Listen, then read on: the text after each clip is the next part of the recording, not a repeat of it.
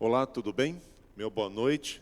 Para você que nos assiste nesta noite de quarta-feira, uma noite um pouquinho gelada, que bom que nós temos o recurso da tecnologia, a transmissão das programações da nossa igreja através do canal de YouTube. E nessa noite, no conforto do nosso lar, podemos juntos participar da programação, juntos adorar o nome do nosso Deus.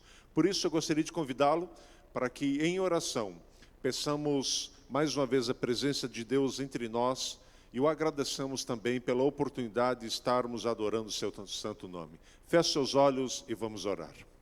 Santo Deus, obrigado porque aqui estamos unidos através da internet, do canal YouTube da nossa igreja e juntos adorarmos o teu santo nome. Obrigado por esse culto de oração, culto de quarta-feira. Obrigado pela tecnologia, Senhor. Obrigado pelo conforto e a segurança dos nossos lares. Esta noite vai ser uma noite especial. Estaremos encerrando uma série com o pastor Wesley. Foi uma série tão abençoada durante esse mês de junho. E que, ó Deus, todas as programações desta igreja possam ser uma grande bênção, divulgando o Evangelho em todo o mundo. Obrigado mais uma vez. Oramos em nome de Jesus, o nosso Salvador. Amém, Senhor.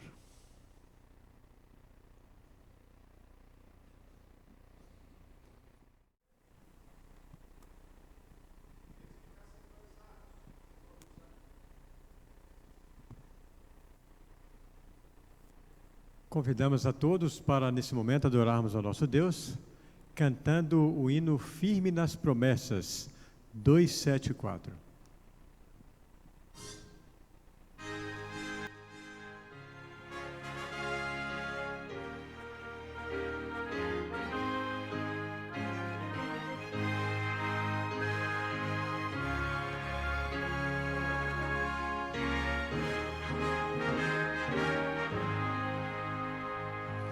Firme nas promessas de Jesus, Senhor, vou cantar louvores ao meu bom pastor. Sempre exaltarei o seu eterno amor. Firme nas promessas de Jesus. Firme, firme, firme nas promessas de Jesus, meu mestre. Firme, firme, sim, firme nas promessas de Jesus. Firme nas promessas, não irei falhar. Vindo as tempestades deste meu lidar, pelo verbo eterno sempre irei lutar. Firme nas promessas de Jesus.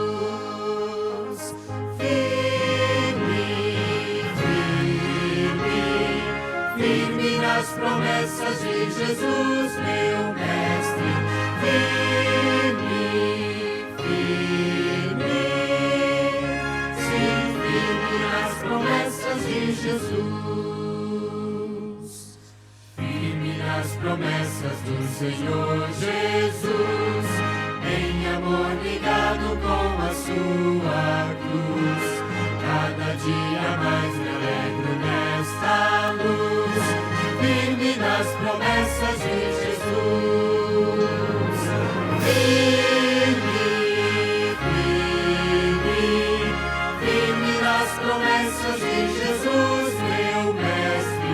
Firme, firme, sim, firme nas promessas de Jesus.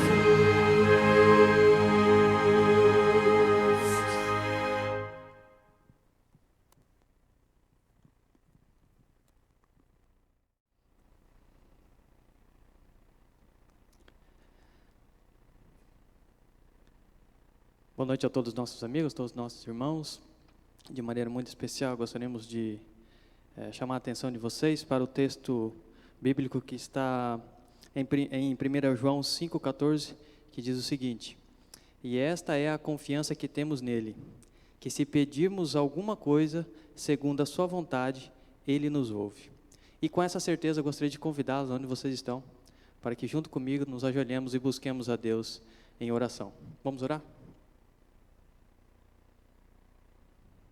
Santo e onipotente Pai que estás nos céus, muito obrigado porque temos a oportunidade de, no meio da semana, estarmos aqui diante de Ti, para colocar o nosso coração, o nosso desejo nas Tuas mãos. E neste momento, Pai, queremos colocar todos os nossos pedidos, todas as nossas angústias e aflições, confiando que o Senhor resolverá todas elas. Colocamos nesta noite a nossa vida inteiramente em Tuas mãos, suplicando que o Senhor nos ajude a permanecermos firmes contigo. Fale ao nosso coração através da mensagem desta noite.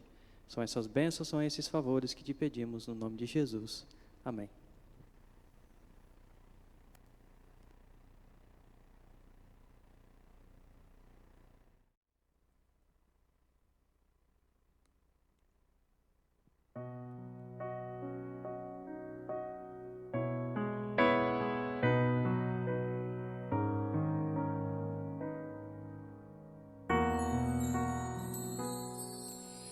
Vem estar ao meu lado, eu não sei por onde seguir.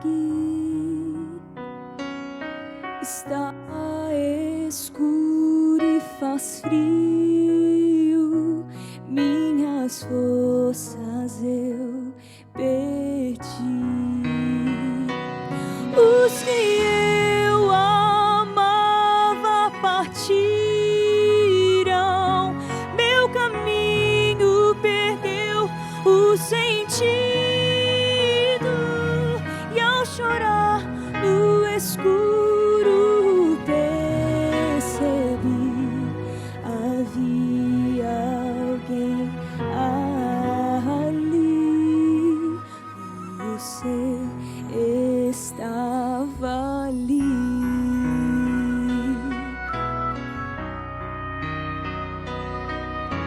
Já nasceu outro dia, posso levantar e viver. Descobri teu sorriso e encontrei motivos pro meu. Na fraqueza achei tua força, no vazio achei teu abraço. Eu pensei estar só, mas percebi havia alguém ali. Você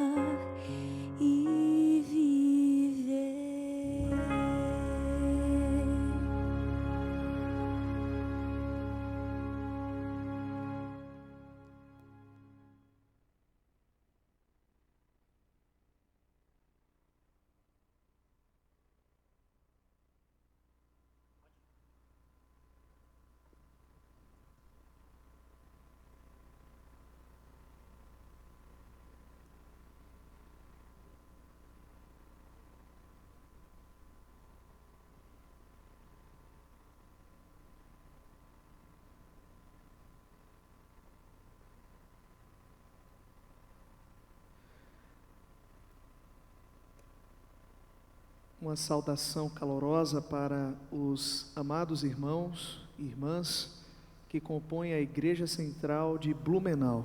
É um prazer estar aqui junto com vocês. Você que nos acompanha pelas redes sociais também, sinta-se muito bem-vindo aqui no nosso meio. Que Deus abençoe ricamente a sua vida e que nós possamos ser nutridos pelo poder da Palavra de Deus. Tenho certeza que quando nós entramos em contato com a Palavra de Deus, somos novas pessoas, novas criaturas, porque ela nos transforma completamente. E nós precisamos muito desse Deus em todos os momentos da nossa vida. E nesse momento eu gostaria de convidar toda a comunidade eclesiástica a fecharem os olhos, para que nós possamos buscar a Deus em oração, para que possamos também compreender as revelações que Ele tem para nós nessa noite. Vamos orar então? Santo Deus, eterno Pai, graças te damos, porque o Senhor é muito especial, porque o Senhor fala conosco, porque nós temos o privilégio de ouvir a Tua voz. Ó Deus, por favor, que o Senhor venha esclarecer mistérios, Senhor Deus, a respeito da Sua pessoa, que o Senhor venha também trazer para nós luz, verdade, porque é isso que nós precisamos, Senhor. Em um mundo onde, infelizmente, o mal, o pecado, a mentira, o perjurar tem crescido, nós precisamos também, Senhor, plenamente da verdade que é Cristo Jesus, o caminho para a vida eterna. Fica conosco, oramos agradecidos em nome de Jesus, amém. Queridos irmãos e irmãs, hoje nós iremos tratar de um tema muito importante e preciso. Esse tema está dentro do campo da teologia sistemática. E quando tratamos de teologia sistemática, tratamos de temas teológicos, temas que são discutidos, temas que muitas vezes as pessoas têm dificuldade de entender. E esses temas, eles são muito importantes para a nossa fé cristã, para a nossa identidade doutrinária. E hoje nós iremos falar a respeito de uma grande evidência, a evidência de que Deus é um Deus triuno. Quando nós falamos do Deus triuno, nós associamos muito a uma palavra, a um termo bem conhecido que é trindade. Tá? O termo trindade, ele não aparece na Bíblia, você sabe disso com certeza. Se não sabe, está sabendo nesse momento que esse termo é um termo que está fora da Bíblia. Todavia, entretanto, o conceito, o conteúdo está contido na Bíblia.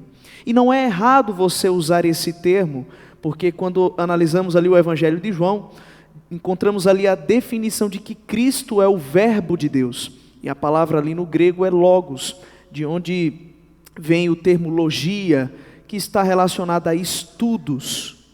Então, João, ele simplesmente utiliza um termo filosófico, um termo bem conhecido ali no meio dos que falavam a língua grega, e ele simplesmente se apropria dessa questão, desse termo, para que fosse facilitado o conhecimento ali de que Cristo realmente é a palavra de Deus, o Criador de todas as coisas. E eu gostaria de começar convidando os irmãos a abrirem suas Bíblias no primeiro verso da Bíblia, Gênesis 1, verso 1. E esse texto é um texto muito esclarecedor, exatamente, Gênesis capítulo 1, verso 1.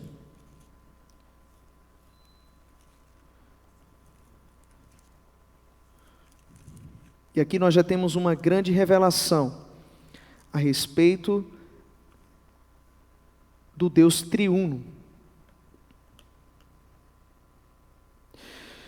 Gênesis 1, verso 1 nos diz o seguinte: no princípio criou Deus. A palavra Deus que aparece nesse verso é exatamente Elohim. O que você está vendo aí na tela nesse momento é o manuscrito de Leningrado, o texto hebraico, texto na língua original, e aí você vê circulado a palavra Elohim. tá? A palavra Elohim, que é Deus, ela está no plural. Curioso, né? Você analisa que as palavras no hebraico, quando elas estão no plural, elas têm uma terminação in. Então, toda palavra que estiver com in, ela está no plural. E Elohim está no plural, indicando que esse Deus não é simplesmente um Deus que é uma pessoa só, mas ele é um Deus que simplesmente é a união de 3 pessoas coeternas. Então, vamos entender. Deus é um Deus triuno, de acordo com o hebraico original, com o texto original. Nós entendemos que Deus não é só o Pai. Porque as pessoas, quando elas ouvem falar de Deus, elas pensam logo em Deus o Pai. Mas quando eu falar em Jesus, eu tenho que entender que Jesus também é Deus. Jesus não é simplesmente o Filho de Deus, mas Ele é o próprio Deus. E quando falamos de divindade, de trindade, nós não podemos confundir com triteísmo. Você está vendo aí na tela nesse momento o que seria triteísmo. Triteísmo é uma crença em 3 deuses diferentes. Nós não temos essa fé. Não é essa a fé que a Bíblia embasa. A Bíblia ela fala de um Deus, que é um Deus triuno, e não 3 deuses diferentes. Então o conteúdo bíblico é que Deus é um Deus triuno. Além desse texto de Gênesis 1, certo? Nós também temos esse outro texto aí, do mesmo capítulo. Gênesis, capítulo 1, verso 26. Aí nós temos o texto onde Deus diz que iria criar o ser humano, a sua imagem. E a palavra que está circulada ali, nachasê, que quer dizer o quê? Nachasê quer dizer façamos. Então Deus, ele usa o termo no plural, porque Deus não é apenas Deus o Pai. Deus é mais de uma pessoa, é 3 pessoas. Além disso, no mesmo verso, a nossa imagem, e aí a palavra que está circulada, bisalmenu, a nossa imagem, tá? Essa palavra imagem de Deus, né, ela é a palavra selem, que quer dizer que nós somos a sombra de Deus. Nós representamos a Deus. E aí o termo também está no plural, mostrando que Deus não é apenas o Deus o Pai, mas também o Filho e o Espírito Santo. Um outro texto clássico é esse texto relacionado à Torre de Babel, tá? Então, aí nós temos uma palavra circulada que é a palavra desçamos. O texto diz: venhamos e desçamos e confundamos a língua deles. Quando eles estão erigindo ali aquela torre em desobediência e rebeldia às orientações de Deus, então Deus desce, e mais uma vez o termo no plural, desçamos e confundamos a língua deles. Então, meus queridos, Deus, ele não se refere a si de forma singular, mas de forma o quê? De forma indicando que ele não é uma pessoa só, mas que ele é 3 pessoas em uma. Aqui nós temos a ordem de Cristo, nós já estamos aí no texto grego, porque o Novo Testamento foi escrito em grego, o grego koiné. E aí nós temos o manuscrito do capítulo 28 de Mateus, e esse texto que você está vendo aí é o texto da grande comissão, onde Jesus diz: ide, portanto, batizai em nome do Pai, do Filho e do Espírito Santo. A palavra que está circulada é onoma, que quer dizer em nome de. Mais uma vez encontramos aqui uma forte evidência da Trindade. Jesus, ele não usa o termo no plural. Ele poderia ter dito: batizai nos nomes do Pai, do Filho e do Espírito Santo. Mas ele diz no singular, em nome de Deus, o Pai, Deus, o Filho, Deus, o Espírito Santo. Mostrando o quê? Que os 3 são um. Por isso que ele usa o termo no singular. Além disso, nós também encontramos uma forte evidência de que o Espírito Santo é Deus. E essa forte evidência está nesse texto que vocês estão vendo aí, que se encontra no Evangelho de João, certo? Quando Jesus está se despedindo dos seus discípulos, Jesus ele simplesmente diz: olha, virá alguém para ficar no meu lugar, para dar continuidade no meu ministério. E esse texto se encontra no Evangelho de João, capítulo 14, certo? E o verso 16.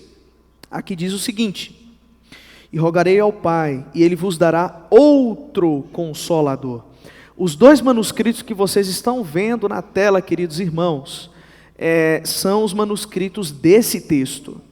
O manuscrito de cima é o manuscrito alexandrino, de Alexandria, e o de baixo é o dos sinaíticos, e ambos trazem ali a palavra alós, que é a palavra outro. Jesus diz: outro virá em meu lugar.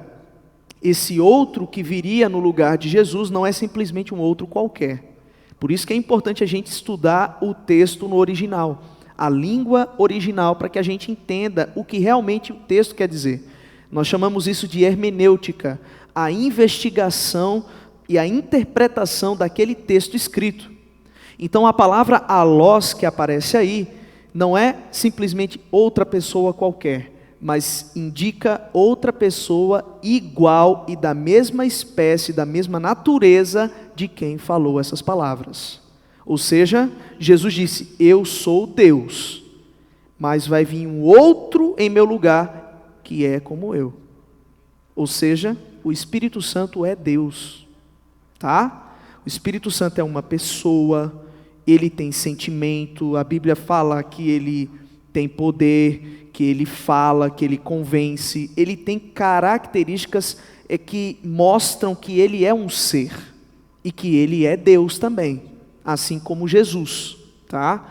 Então, o termo Filho de Deus, a gente não deve entender da forma que a gente entende um filho e um pai no contexto humano. O grande problema é que as pessoas elas tentam conceituar seres divinos com a mentalidade humana. Isso é impossível, meus amados. Nós não podemos conceituar a Deus com a nossa mente limitada. Quando a Bíblia fala que Jesus era filho de Deus, no conceito judeu, no conceito hebraico, o filho é igual ao pai. Por isso que a Bíblia ela enfatiza muito a importância da genealogia, porque a linhagem ela vai dizer muito de quem é você. Então, quando se diz que é filho de alguém, está querendo dizer que o filho é igual ao pai. Por isso que Jesus dizia: eu sou filho de Deus. E os judeus ficavam bravos querendo matar Jesus. Por quê? Porque eles estavam entendendo que Jesus estava dizendo: eu sou Deus. Tá? Então isso aí é um assunto bem interessante para que a gente possa entender. Aí o que é que as pessoas dizem? Muitas pessoas que não acreditam que Jesus é o próprio Deus. Jesus usou muito o termo egoemi, que no grego, né, a gente traduzindo, quer dizer eu sou. Vamos lá. Eu sou a porta, eu sou o pão da vida, eu sou o caminho, a verdade e a vida, eu sou a ressurreição e a vida. Ele sempre usa eu sou, tá? Pessoas que não acreditam que Jesus é Deus, eles usam esse texto de Gênesis, capítulo 41, verso 44, quando Faraó, nos dias de José, ele diz: eu sou Faraó. Então eles dizem o seguinte: o fato de Jesus usar eu sou, não o qualifica como Deus, porque o próprio Faraó, ele usa esse termo, eu sou Faraó. Só que nesse momento, eu quero convidar você a abrir a sua Bíblia, em João capítulo 3, verso 11. João capítulo 3, verso 11, nos diz assim, ó: em verdade te digo, falamos do que sabemos e damos testemunho do que vimos. Veja, são palavras de Jesus. Aí agora eu quero convidar, irmãos, cada um de vocês a abrirem suas Bíblias em Mateus.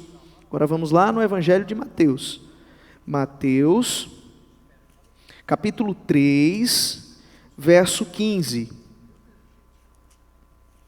Mateus, capítulo 3, verso 15, que diz assim: Jesus, porém, respondeu: deixe estar assim por enquanto, pois assim nos convém cumprir toda a justiça.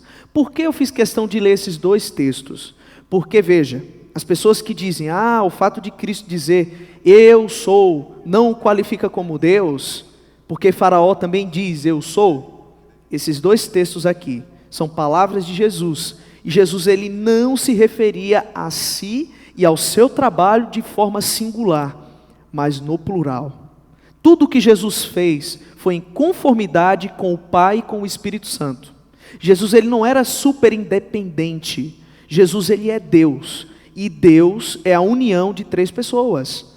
Então, quando Jesus fazia os seus milagres, a sua obra, o seu ministério, na verdade não era só Cristo que estava fazendo, era o Pai, porque o Pai estava em Cristo, o Espírito Santo estava em Cristo. E quer um outro exemplo?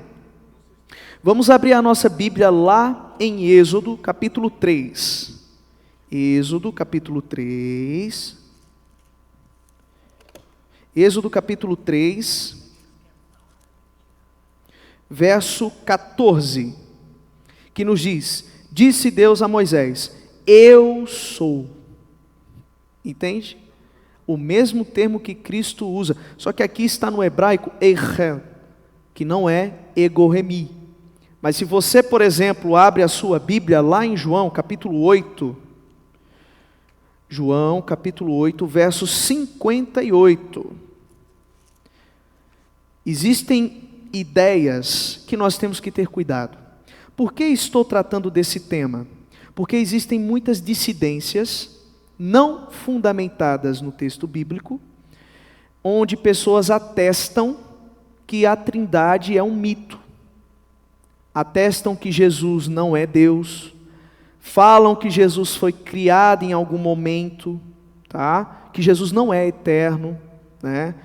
Que Jesus é menor que Deus. Isso não está baseado na Bíblia. A questão da natureza de Cristo, nós temos que ter muito cuidado, porque a natureza de Cristo é a porta de entrada para todas as heresias.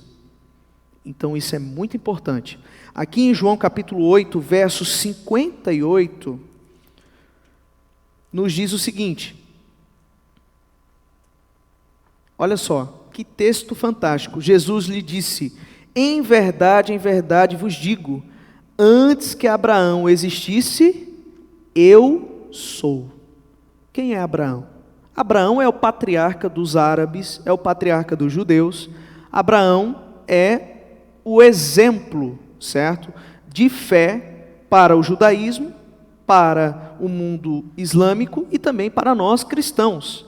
Abraão, ele veio muito antes, certo, de Davi, muito antes de José, ele era bisavô de José. Inclusive, quando Abraão ele dá o dízimo para Melquisedeque, ali o texto diz que quem recebia os dízimos nos dias das tribos de Israel eram os levitas, né? E quando Abraão ele dizima, ele dá o dízimo para Melquisedeque, o texto original ali de Hebreus capítulo 7 diz que Levi estava no rim de Abraão. Por quê? Porque Abraão era bisavô de Levi.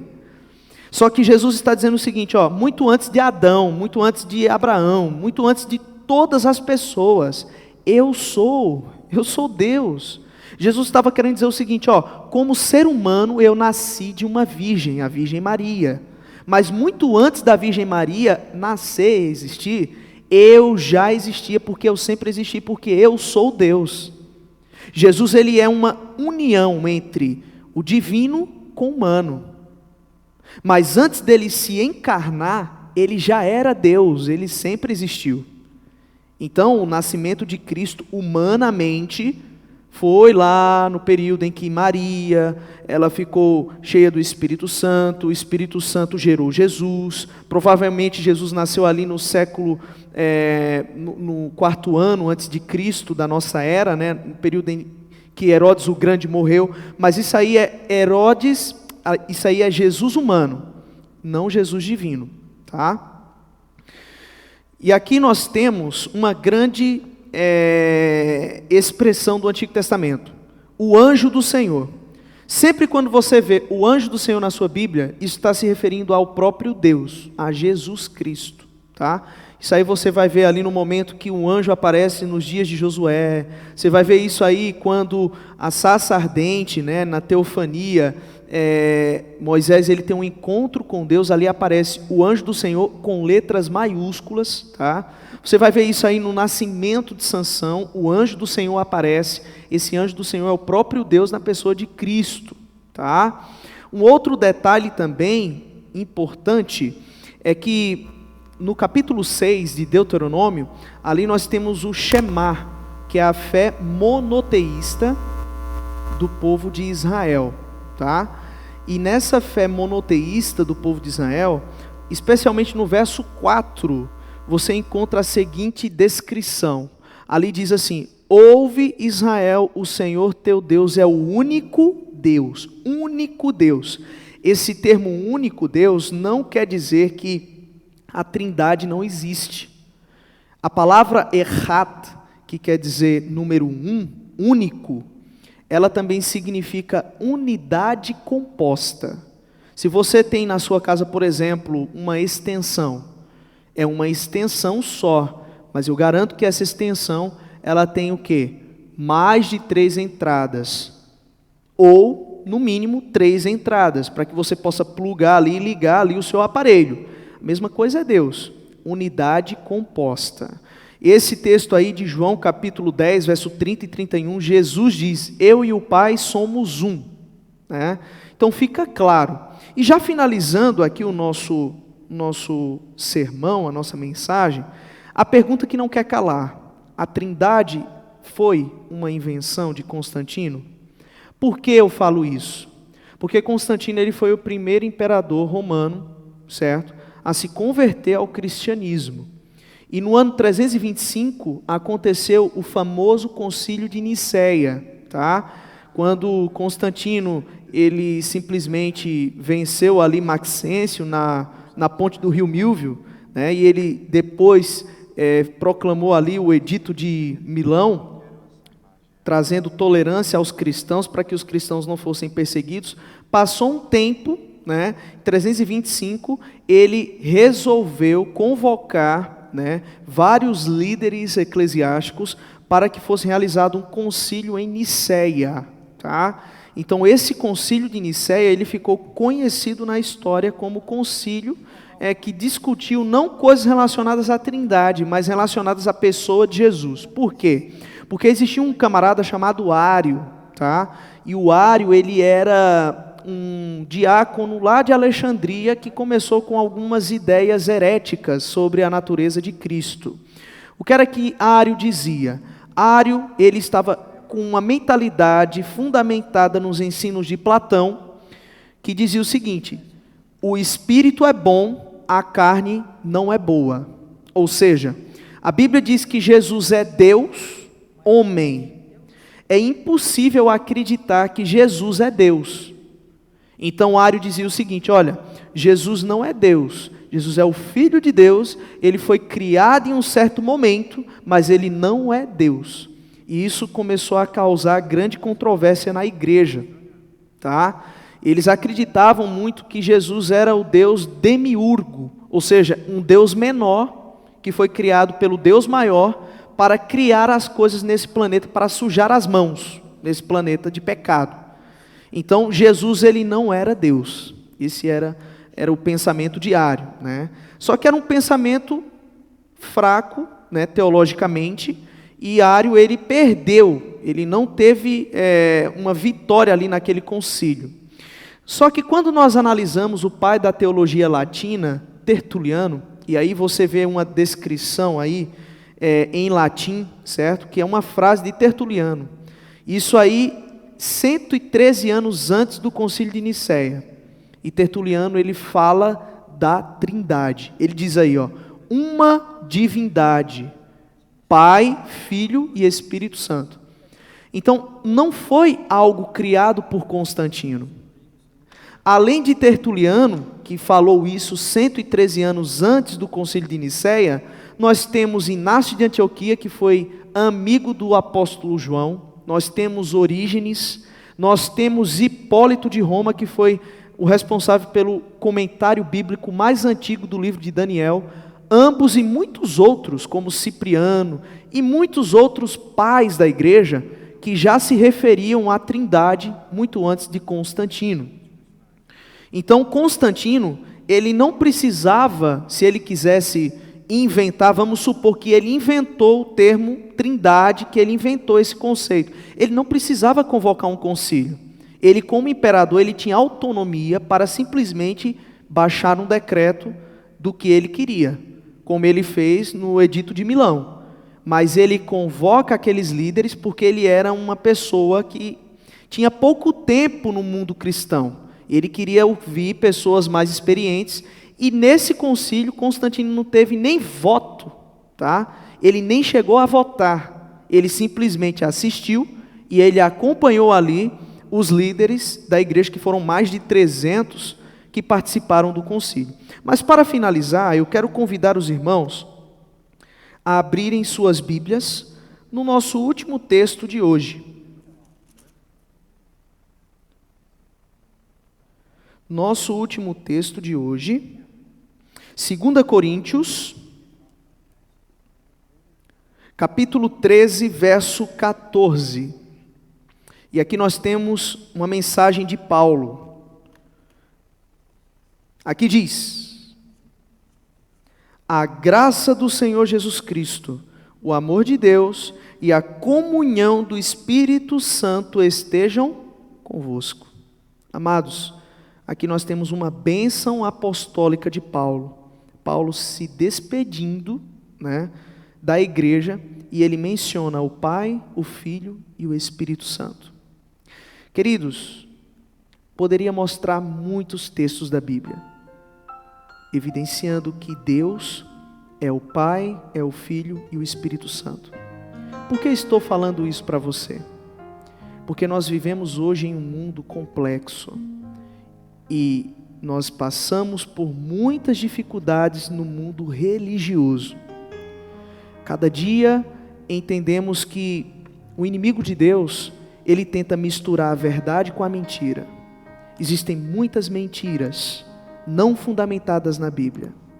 E Jesus pede para que você tenha cuidado e cautela, que você analise o que a Bíblia está querendo dizer, o contexto bíblico. A Bíblia, ela evidencia que a Trindade existe, que a divindade é algo real, é um fato. E se você não quer ser enganado, se você não quer perder a sua identidade, Deus faz um apelo para você: estude a Bíblia. A Bíblia diz: e conhecereis a verdade vos libertará. A verdade nos liberta da mentira e do engano. Portanto, meus amados, vamos estudar a Bíblia, vamos nos dedicar a aprender mais e mais a respeito de Deus. Claro, a gente não vai saber tudo a respeito de Deus. Deuteronômio capítulo 29, verso 29. As coisas reveladas pertencem a nós, as que não foram reveladas pertencem a Deus. E um dia lá no céu, eu e você iremos passar a eternidade aprendendo sobre Deus. Não quer você decidir cada dia aprender mais sobre esse Deus triuno, sobre esse Deus maravilhoso, Pai, Filho e Espírito Santo, que trabalham de todas as formas para nos salvar, para nos proteger e para nos abençoar? Quero convidar você nesse momento a fechar os olhos para juntos orarmos. Santo Deus, louvado seja sempre o Teu nome, Senhor. Nós sabemos que existe um Deus, e esse Deus é um Deus triuno, Senhor. É o Pai, é o Filho e é o Espírito Santo. São três pessoas perfeitas, são três pessoas, Senhor, em nível de igualdade. São três pessoas que têm funções distintas no plano da salvação, mas os três, eles são um Deus. Senhor, que quando falarmos a palavra Deus, não vem apenas na nossa mente Deus o Pai, mas que nós possamos guardar no nosso coração a ideia de que Cristo Jesus também é Deus, a ideia de que o Espírito Santo também é Deus. Que nós possamos, Senhor Deus, a cada dia investigar a palavra de Deus, para que não possamos ser tragados, levados por qualquer vento de doutrina, mas que possamos permanecer firmes, Senhor Deus, em simplesmente seguir o assim diz o Senhor. Fica conosco, oramos agradecidos em nome de Jesus. Amém, Senhor.